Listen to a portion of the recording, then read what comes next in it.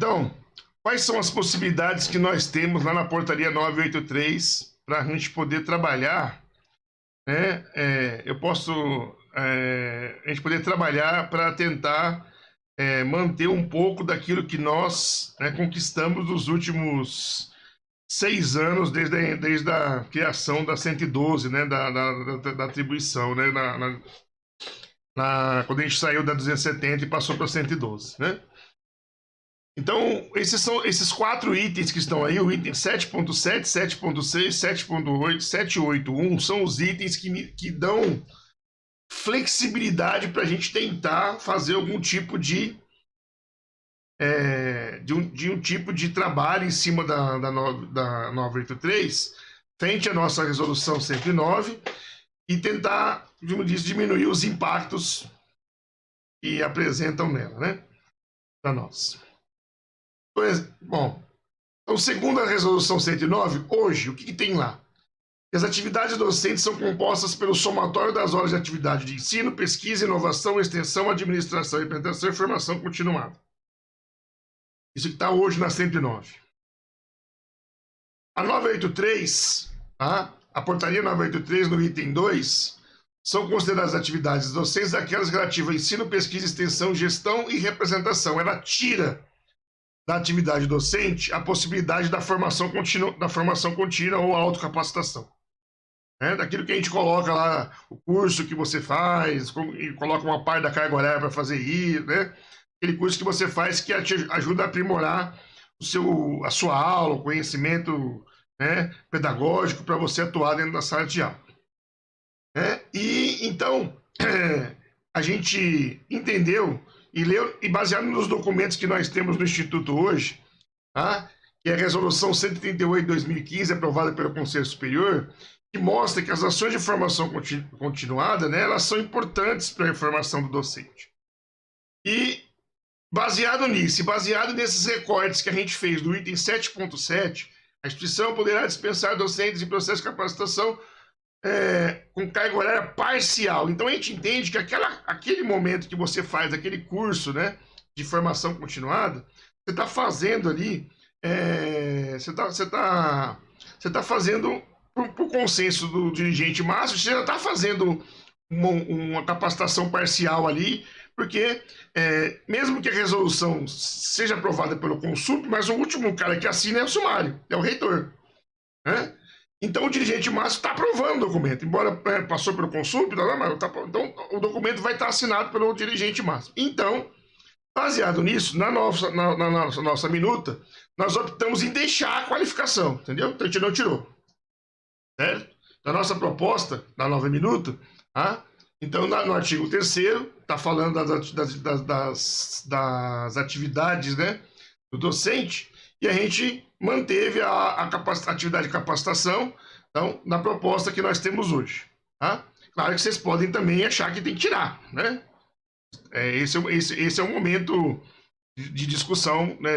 Não, de repente não é interessante ter isso mesmo, fique sem, e aí procura outros caminhos. A minuta que nós colocamos é uma proposta, tá? Naquilo que está no 983, vocês podem propor outras ideias. E não está reformando só aqueles itens que são os itens do mal, né, da resolução. Não, está melhorando a resolução, está mexendo a resolução como um todo. Nós aproveitamos o momento e fizemos várias alterações na resolução, por isso que é importante que vocês leiam todo o documento. Segundo a 983 também, segundo a nossa 109, tá, temos uma outra questão. No artigo 3º, parágrafo 3º, fala da organização de ensino, que é o que você faz no 1 para 1. Para cada aula que você é atribuído, você tem direito a uma aula de preparação. E na nossa lista de preparação, de organização de ensino, está lá, preparação individual, coletiva das aulas, elaboração, e a gente separa, não deixa junto da organização de ensino, a reunião e o atendimento ao aluno. Isso está fora do cômputo dessa 1 para 1. Então, o 1 para 1 é de aula para aula, certo? De 1 para 1 é aula para aula. A portaria 983, no item 7.3, também determina que a aula pode ser também 1 para 1. Só que ela inclui dentro do 1 para 1 o atendimento ao aluno e a participação em reunião. Então, o 1 para 1 passa a não ser verdadeiro, porque o 1 para 1, se você descontar as reuniões, pelo menos 30% daquele tempo de preparação você perdeu.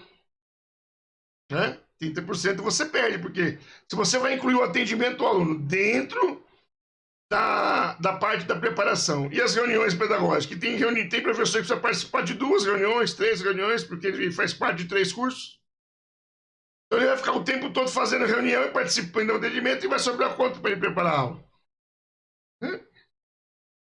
Então, nós estamos justificando aqui, ó, a própria portaria 983 não faz os ajustes no tempo de preparação. Qualquer coisa que mude essa relação, entendemos que há prejuízo na qualidade da aula do docente. Assim, colocamos a sugestão não juntar o atendimento ao aluno, mesma coisa com as reuniões pedagógicas. Por quê? De novo, a gente se pauta na resolução 138 de 2015, que diz lá na resolução que a reunião é importante para a manutenção do curso. Então, assim, a gente optou, nessa minuta que está para vocês disponíveis, não mexer nessas questões. Então, a organização de ensino continua sendo 1 para 1, tá? E eu preciso fazer uma errata ali, ó, tá? O mínimo é 2, no máximo é 4, tá? E aí a gente vai corrigir e vai colocar lá no arquivo oficial, tá? Saiu essa errata aí na hora de fazer. Então, lá no artigo 15, onde você vê 1, no máximo 2, não, é 2, no máximo 4. Artigo 9. A carga horária destinada à regência deve ser 8 a 12, é o que temos hoje, né, para regime de 40 horas, e 8 semanais para o regime de 20 horas. A critério exclusivo do docente, eles chegam nos 16, os professores substitutos também chegam no 16. O item 7.2, o regulamento das instituições, fixa lá o mínimo de 14 horas semanais para os docentes de regime de tempo integral e o mínimo de 10 horas para o regime de tempo parcial. Esses mínimos dos dois estão dentro desse mínimo que está previsto no item 3, que está escrito aí. Atividades de ensino são aquelas vinculadas aos cursos e programas de pós-graduação. Então, tudo que é aula, né, está aí dentro, né? E contando também aulas de educação à distância também. Então, a portaria 983 tenta dar uma uniformizada no que é aula presencial à distância, tratando as duas do mesmo. Aí tem uma matemática básica a ser feita. Qual é a matemática básica? Um docente de tempo integral, se a gente manter as condições que nós temos hoje, então um docente com 14 horas de aula, que no nosso caso vai dar 16 aulas, né? 14 horas, 16 aulas, mais ou menos. Ele vai ter 14 horas de organização de ensino. Isso soma 28. 2 horas de reunião, 30. 1 de atendimento, 31. Então ficam para ele 9 horas para as demais atividades. Um docente de tempo parcial, aí esse é um problema. Por quê? Se aplicar a 983 e mantidas as condições que nós temos hoje, o docente tem 10 horas de aula com 10 horas de organização. Só que não tem espaço para colocar reunião e não tem espaço para atendimento.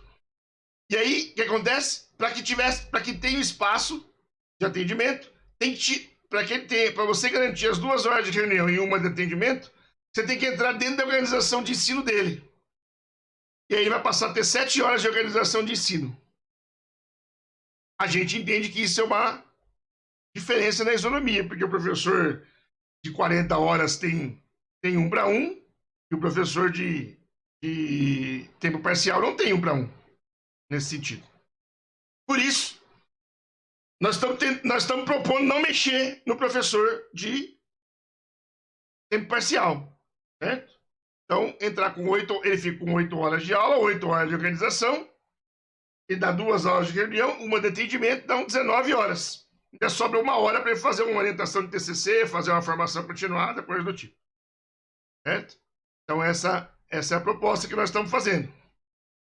Então, o mínimo 14 e no máximo 15, porque o máximo não está previsto, né? Então, a gente está propondo o mínimo de 14, que é o que está na portaria, o máximo 15.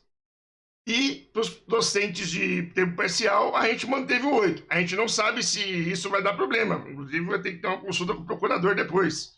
Aí eu teria que ter duas regras, duas regras para a organização de ensino. Uma regra de organização de ensino para o professor de 20 horas, uma regra de organização de ensino para o professor de 40 horas. E aí nós teríamos diferentes isonomias no trato da organização do ensino. Então, aí vem o problema, né? Qual é o problema maior também? O professor de tempo integral sobra 9 horas. Se ele fizer orientação de 2 ou 3 alunos de TCC, né? Já pegou 3 horas ali, sobrou 6. Já pegou 3, sobrou 6. Se ele aumentar o atendimento ao aluno, que é o que normalmente acontece no integrado, ele vai colocar aí no máximo 3 ou 4 horas de atendimento ao aluno, né? Já mexeu ali. Então não tem espaço lá dentro para fazer outra atividade que não seja aula. O que a gente tentou fazer? A fim de cumprir o que está previsto na lei 11.892, o PDI, no tocante a ensino, pesquisa e extensão, a gente fez um novo recorte no item 7.7. É isso aí, ó. A instituição poderá dispensar os docentes responsáveis por programas e projetos institucionais da carga horária total ou parcial mediante portaria específica do dirigente. Então, a gente entende que a resolução é essa portaria, certo? Então, se a resolução é essa portaria, e a gente fez uma outra observação. Hoje, os números de 8 a 12, que está previsto na 109, atualmente atende todos os campos. Certo? Não tem reclamação de campos que não consiga atender as suas aulas com esses valores. Então, a nossa proposta foi fazer isso aqui, ó. Então, nós estamos incluindo um artigo novo na resolução, o artigo 14, onde o docente que atua em programa de projeto de ensino, pesquisa e extensão, devidamente aprovado, em edital interno ou externo, com fomento ou sem fomento, pode ter a carga horária flexibilizada de 8 a 12. Então, essa foi a nossa alternativa. Não sei se é a melhor. Não sei se é a mais certa. Por isso que a gente precisa de vocês. Vocês leiam, vocês estudem e ajude a gente a achar se essa é a melhor forma. A gente chegou a escrever um artigo que a gente jogou fora, que era fazer flexibilização por meio de portaria. A gente achou ruim. Por que por meio de portaria achou ruim? Porque a gente achou ruim, por exemplo, vamos supor que o Robson, que nunca fez projeto de pesquisa, resolve fazer projeto de pesquisa. Aí eu vou mandar meu projeto. Elaboro, coloco lá no BIT, vou elaborar, vou fazer o projeto. Porque como é que vai ser essa classificação de projeto de pesquisa, ensino e extensão se eu usar uma portaria? Quem que vai definir quem é o primeiro, o segundo, o terceiro, para ter direito a esse espaço? Então a gente tentou escrever um texto que continuasse dando a possibilidade de escolha para o professor. Segundo a portaria 983 de 2020, ela faz uma alteração no item 8.3, pedindo que os relatórios sejam semestrais. O relatório PIT e RIT sejam semestrais. O RIT, né, passa a ser semestral. Então a gente já fez a alteração também. O relatório individual, RIT, o documento, sucintamente, está lá, início do próximo semestre letivo. Então a gente fez o ajuste para RIT virar semestral, mas isso ele já é feito semestral no SUAP, é só entregar, né? No item 9 da 983, trata das atividades de pesquisa e extensão deverão ser tratadas em forma de projeto ou ações curricularizadas. Isso já foi resolvido quando a gente fez a portaria 2345. Então, aquela portaria 2345 que disciplina as atividades, a carga horária e o que você entrega para cada atividade, certo? Já contempla tudo que está previsto aqui no item 9, que na verdade aquilo era uma determinação da portaria 17, certo? Que tivesse esses valores definidos por meio de uma portaria, certo? Então, como a nossa resolução tem lá no artigo 17 a possibilidade de que ensino, pesquisa e extensão fossem regulados por portaria específica, então o que foi feito na portaria 2345 atende a portaria 983, então essa parte a gente já fez. O que a gente vai fazer depois que a resolução for para frente, se passar tal, é fazer um ajuste na 2345 para algumas capacidades, alguns valores, porque provavelmente vai precisar ajustar, porque lá está ajustado para a portaria 109, né? Então, os valores estão dimensionados baseado na portaria 109. Mas não dá para mexer na portaria se não ajustar a resolução. Então, primeiro a resolução, depois a portaria. Outra coisa que a portaria traz bastante. A portaria fala bastante da questão do ensino à distância.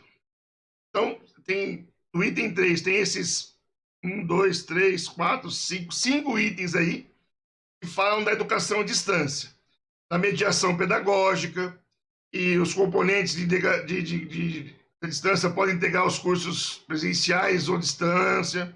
A primeira oferta, o professor pode ter carga horária antecipada para poder preparar. O docente que vai fazer parte, que vai trabalhar com planejamento, o próprio docente pode exercer a função de atividade de mediação pedagógica e ter parte da sua carga horária computada em mediação pedagógica para o EAD. Ele pode trabalhar no planejamento, então o docente pode trabalhar no planejamento e execução das funções do EAD, então docente, conteudista, tutor presencial, virtual, com todas essas funções do EAD, o docente pode exercer. Então ele diz que o 7.4, os componentes de distância e atividades de mediação previstas podem também ser descontados da carga horária do item 7.2, que é o que está dizendo aí no 7.4 e 7.5. Bom, a gente também colocou uma atividade nova lá, tá? Que é a atividade não recorrente. Então a gente recebeu muitas demandas quando a gente estava fazendo as adequações da portaria 17, de vários professores que faziam atividades no meio do semestre, e essas atividades não iam para o PIT, não iam para o RIT. E elas não eram contabilizadas.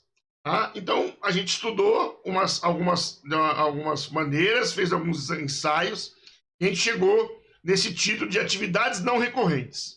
Então, é uma atividade que o professor vai poder colocar no PIT, ele vai poder colocar até 3 horas semanais para isso, e as atividades que estão previstas são essas que estão listadas aí.